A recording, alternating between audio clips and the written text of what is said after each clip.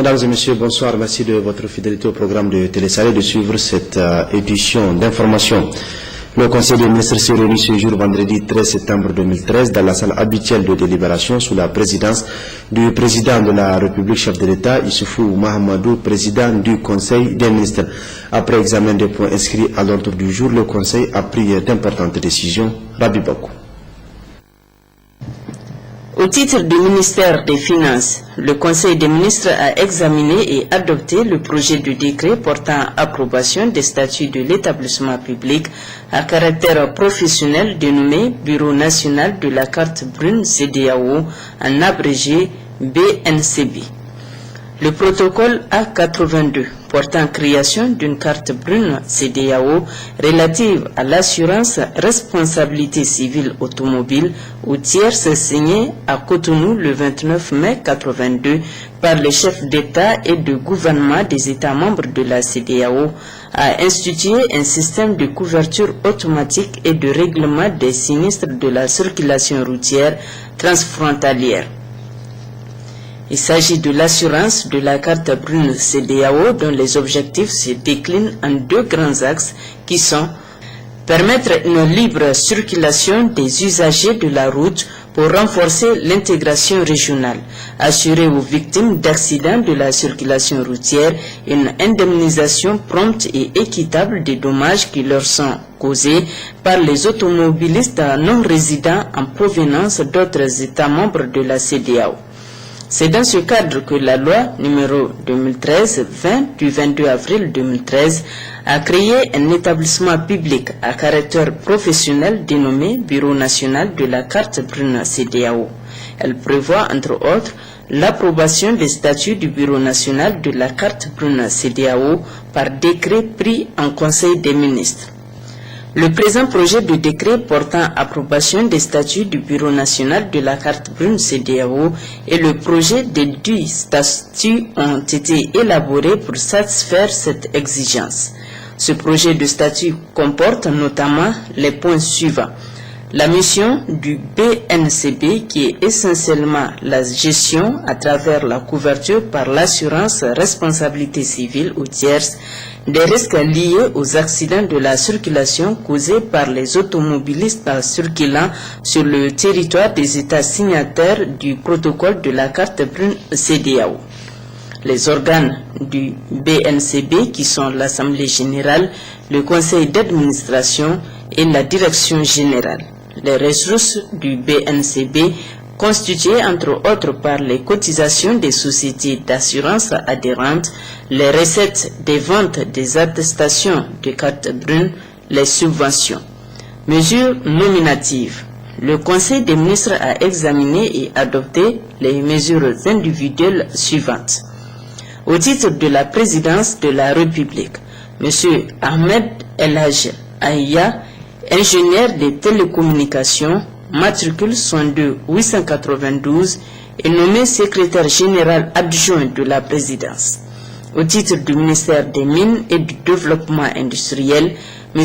Zada Mahamadou, titulaire d'un diplôme d'études supérieures spécialisé en marketing international, est nommé directeur général de la Société du patrimoine des mines du Niger, Sopamin.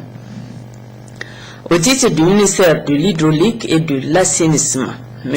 Zourkalaini Alzoumamega, docteur en médecine vétérinaire de classe principale 3e échelon, est nommé directeur de cabinet du ministre de l'hydraulique et de l'assainissement. Au titre du ministère des enseignements professionnels et techniques, M. Abdoulabou Boucher, enseignant-chercheur à l'université Abdou Moumouni, est nommé directeur de cabinet du ministre des enseignements professionnels et techniques. Au titre du ministère de l'Environnement, de la Salubrité urbaine et du Développement durable, M. Ali Mahamadou, maître assistant à la faculté d'agronomie de l'université Abdou Moumouni de Niamey, est nommé directeur de cabinet du ministre de l'Environnement, de la Salubrité urbaine et du Développement durable. Au titre du ministère des enseignements secondaires, M. Mohamed Bazanfaré, maître de conférence à l'université Abdou Moumouni de Niamey, est nommé directeur de cabinet de la ministre des enseignements secondaires. au titre du ministère de la Communication et des Relations avec les institutions. Madame Fajmata Gali, cadre supérieur de l'information, matricule 61 928-R, est nommée secrétaire générale du ministère de la Communication et des Relations avec les institutions. Communication. Le Conseil des ministres a entendu plusieurs communications. Une communication du ministre du Commerce et de la Promotion du secteur privé sur la poursuite des opérations de vente de céréales à prix modéré, troisième phase 2013. Depuis un certain temps, le gouvernement nigérien a mis en place un mécanisme d'analyse et d'évaluation de la vulnérabilité à l'insécurité alimentaire des populations. Ce mécanisme permet d'identifier les zones vulnérables ainsi que les communautés et personnes ayant besoin d'assistance pour traverser la période de soudure ou celle de crise alimentaire critique. L'une des modalités d'assistance couramment utilisées pour aider ces populations vulnérables est la vente de céréales à prix modéré. Pour l'année en cours, le gouvernement a décidé de mettre en distribution gratuite ciblée en 3 phases de 5005 tonnes de céréales chacune. Mettre en vente à prix modéré environ 56 000 tonnes, 1000 sorgho et maïs en 3 phases réparties ainsi qu'il suit. 15 320 tonnes à la première phase, 20 175 tonnes à la deuxième phase, 20 175 tonnes à la troisième phase. Les 2 premières phases ont déjà été réalisées.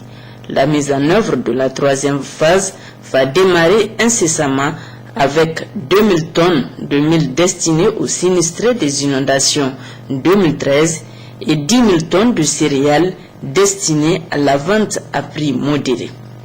Une communication du ministre de l'Enseignement supérieur, de la Recherche et de l'Innovation relative aux préparatifs de la rentrée universitaire.